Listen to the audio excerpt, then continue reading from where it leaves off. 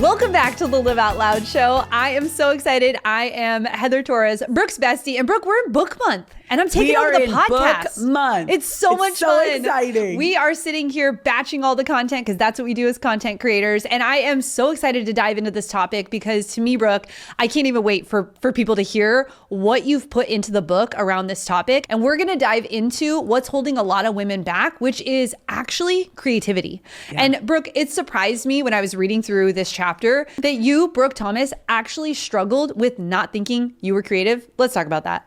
I actually, my whole life, thought I was not creative. I was told I was not creative. And the reason why is because I could not sing and I never could draw in the lines or color in the lines. So that's like a good thing for you, bro. Yeah. I actually thought that creativity meant that you were really great at art or a really great singer. Okay, I know that sounds so basic now because I'm more of an abstract artist. Yes, you are. And I'm a great dancer and I'm a great lip syncer, okay? Yes. And I'm really funny. Yes. And I'm really creative. Mm-hmm. But I was told most of my life that I was not creative at all. So I kind of took on that identity thinking I was not creative. And it wasn't until my husband, seriously, like 15 years ago, he said, Brooke, you are one of the most creative humans I've ever met. He goes, I think you were so stifled by people saying you were not creative and then you took on that identity. You just thought you weren't. He's like, but now you just like let it fly and you're like creating things all the time. Mm-hmm. And it's true. And it's crazy because I actually believe that every single person is creative. Everybody's creative. Mm-hmm. And, you know, I can't believe that I took on that label for so long. It's so crazy to me because for you, Brooke, it shows up in so many areas. I think of you as like the most creative problem solver.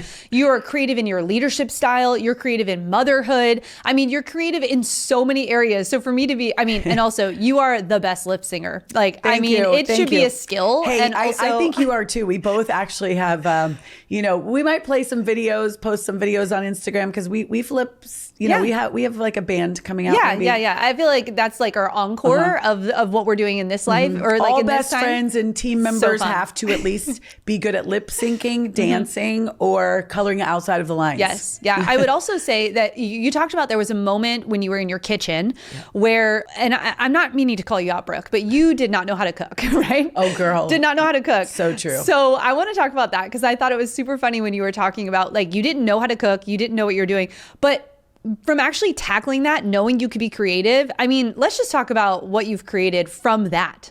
Well, first of all, I just want to reiterate that we were made in the image of God.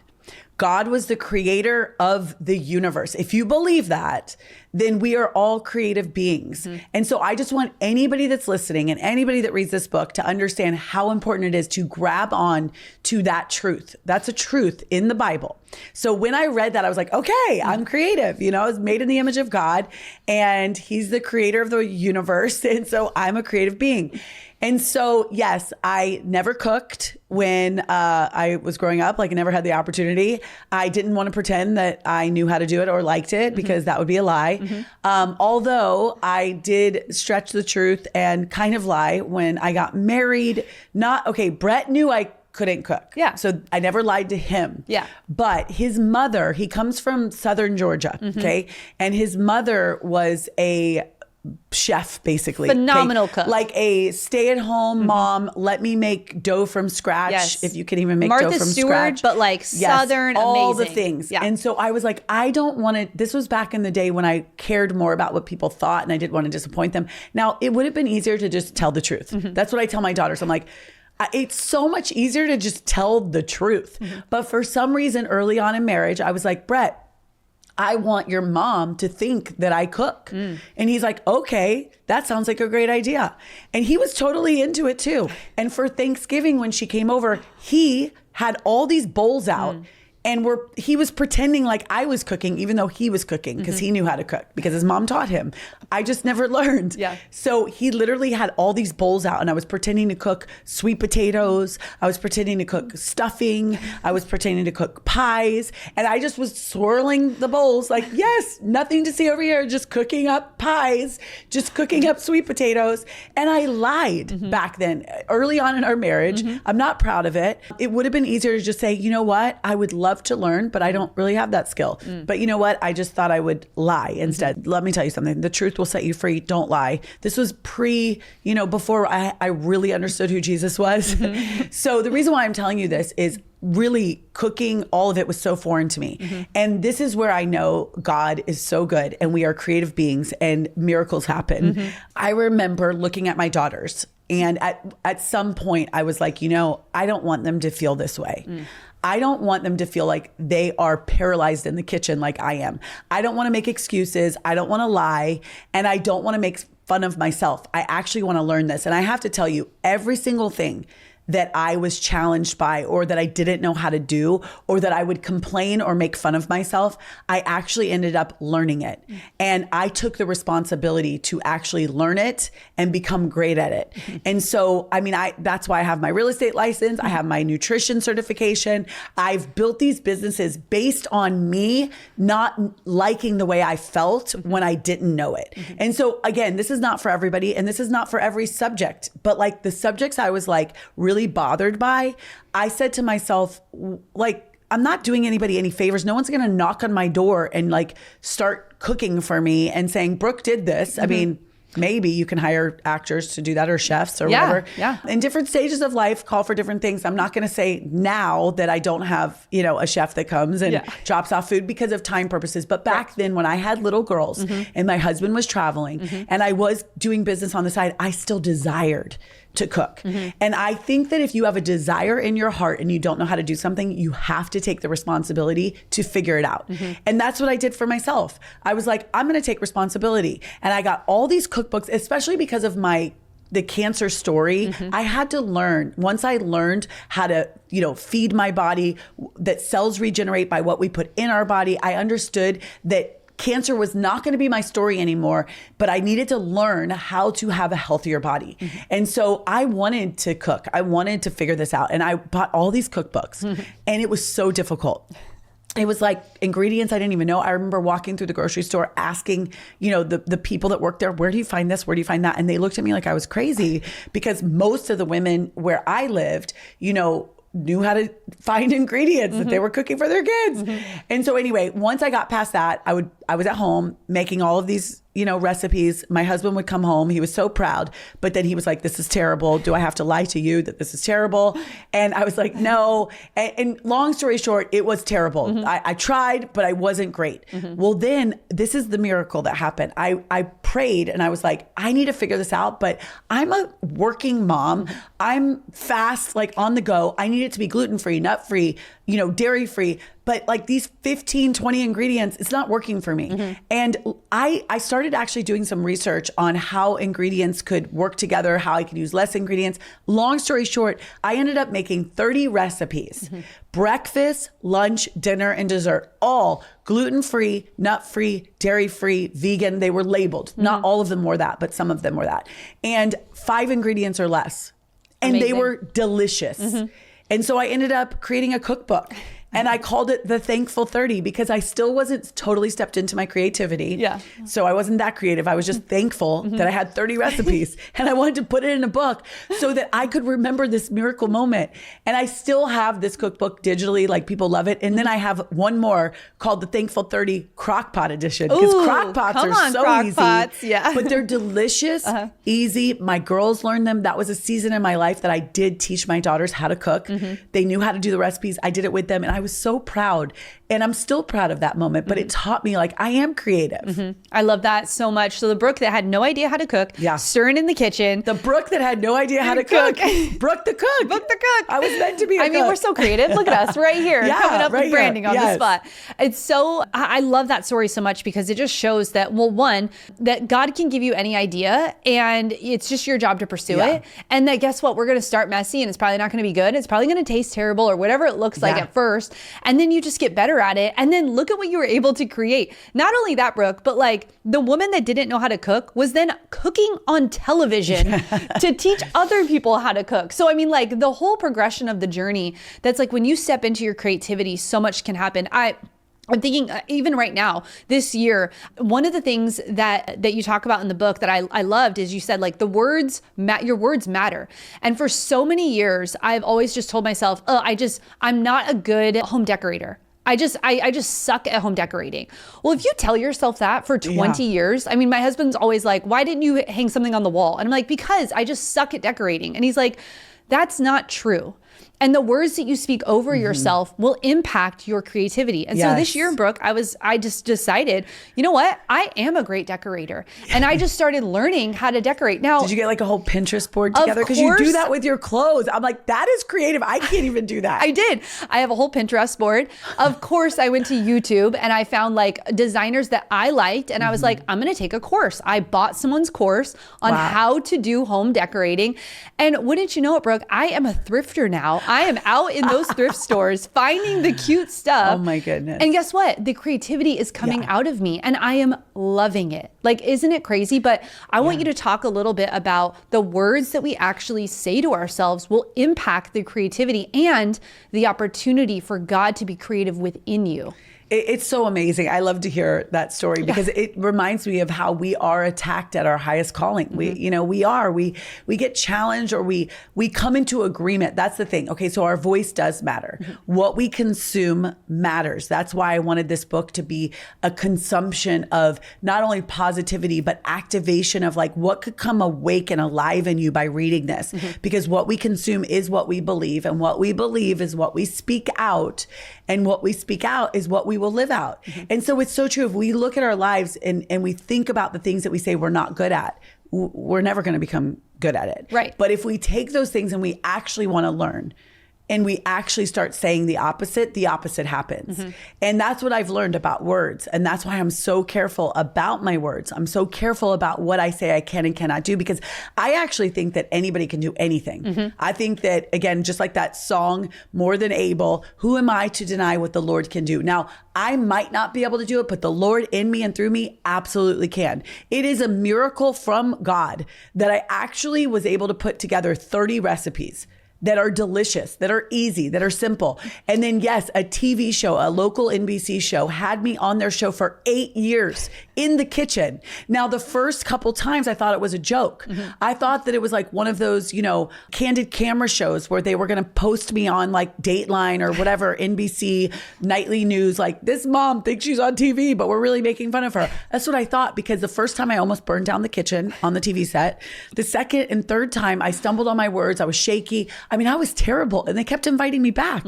And I kept saying yes, even though I didn't want to, because I wanted to be, I wanted to continue the challenge to be better. It's the only reason I can talk without my heart racing now. It's the only reason I can talk on a microphone and hold it without, shaking, because I went through years and years and years and years of being on a live 5-minute show that I was terrible at the beginning. And then I became better, and then I became good, and then I became great. I really felt like I ended great. But they used to introduce me as mom on a mission. And then they moved it to healthy lifestyle expert. I got upgraded. Wow. But if I didn't stay there and I didn't keep saying yes, I didn't keep learning and growing, I would have, maybe just been a couple episodes. This is a mom on a mission. We feel really bad for her. She almost burned down the station, but then I kept coming back, and I was, just so grateful for the opportunity. And speaking of words, I just think that in business, I'm so old school, and I know you're like this too. It is so important that you actually follow up with anybody that gives you any opportunity at anything in life. And I would always write handwritten cards to everyone. I would bring gifts. I would send flowers. I still do that to this day. Anybody that gives me any opportunity, even if it's a conversation, it is so important that we show them our appreciation. That's how we continue to grow. And speaking of creativity, there are so many creative, amazing people that we can learn from by listening and hearing their stories and having opportunities. And people ask me all the time, how did you get that opportunity? How did you get that opportunity? And I'm like, some of these opportunities took me years to get, but I didn't back down, and I was respectful and honoring. And I think that, you and I talk about this a lot. This is why it's so important for us to be the moms that we are to our kids, because that's not taught a lot in this world that we live in is just like how important it is to take time, honoring, learning. And sometimes it's years before somebody will give you an opportunity. Yeah. And so, it's being creative in figuring all of this out. And I think, again, creativity, I love how you started this episode, Brooke, where you said creativity isn't just about being a great singer or artist, right? We think sometimes creativity is really just in the arts, but God has created us for a couple things. Wisdom, right? I mean, the Proverbs are all about the wisdom. So how can you creatively be leading your business?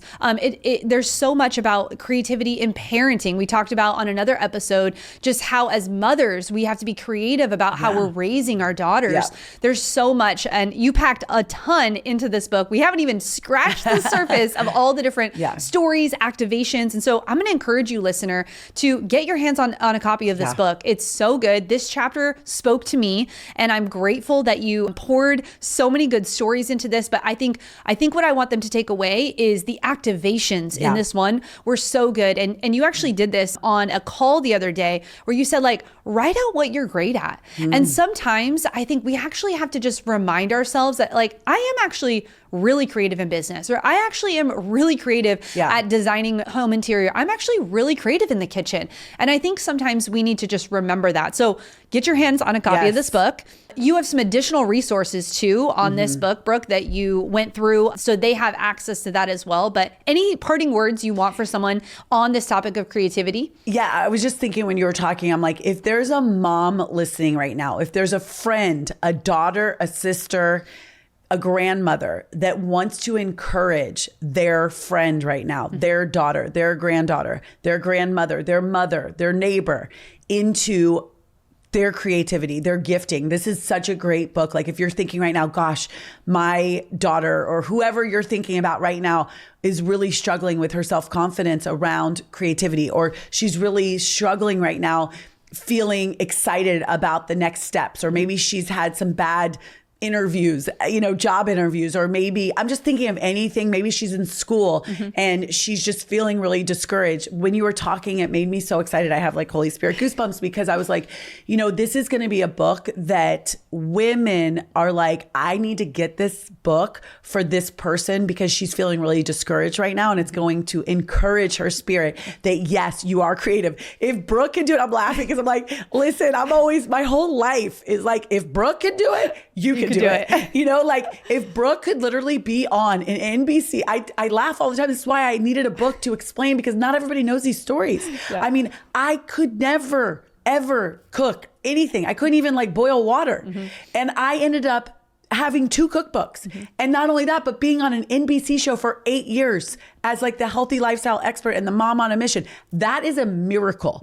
And if I can do it, anybody can do it. But you just have to hear stories sometimes that go, oh, okay. Because we label ourselves sometimes like, again, the reason why it's embarrassing to admit this, but I lied to my mother-in-law about being able to cook because why?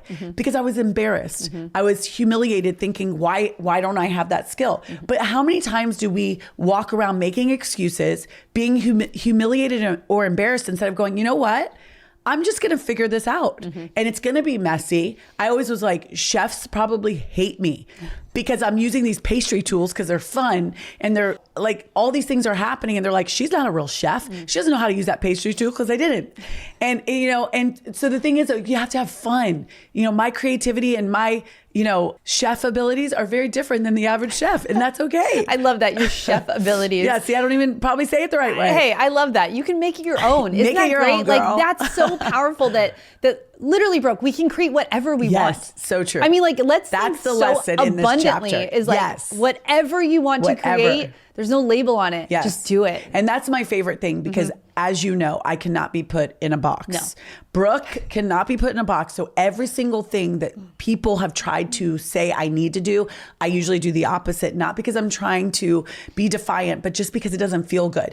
So I just know that that's where creativity starts. You got to do the thing that feels good, that actually you were created to do, that maybe the world says, no, you can't do it that way. And you're like, no, but my creative side says I should and I could. So that's what this is for. And I'm so excited for you to get your hands on this chapter. Tell me what you think when you you read it. So good. And there's a link down below in the show Yep. notes. You can get a copy of the book there and those additional resources. And Brooke, so this is a series, Brooke. We've already done one episode. If you didn't listen to it, go back and listen to it. We talked all about purpose. Today was about creativity. And in the next and final episode, we're going to talk all about confidence. Woo, confidence. I'm Let's excited. Go. Awesome. Thank you so much for spending time with me today on the Live Out Loud show. If you enjoyed this episode, I would be forever grateful if you would just take 30 seconds and leave a 5-star review. Also, be sure to subscribe so you never miss a new episode drop. Share this podcast with someone else who might need the encouragement today, and tag me on Instagram at LiveOutLoudBrooke to let me know you're listening. I look forward to meeting you here every single week. So until next week, live healthy, love life, and live out loud.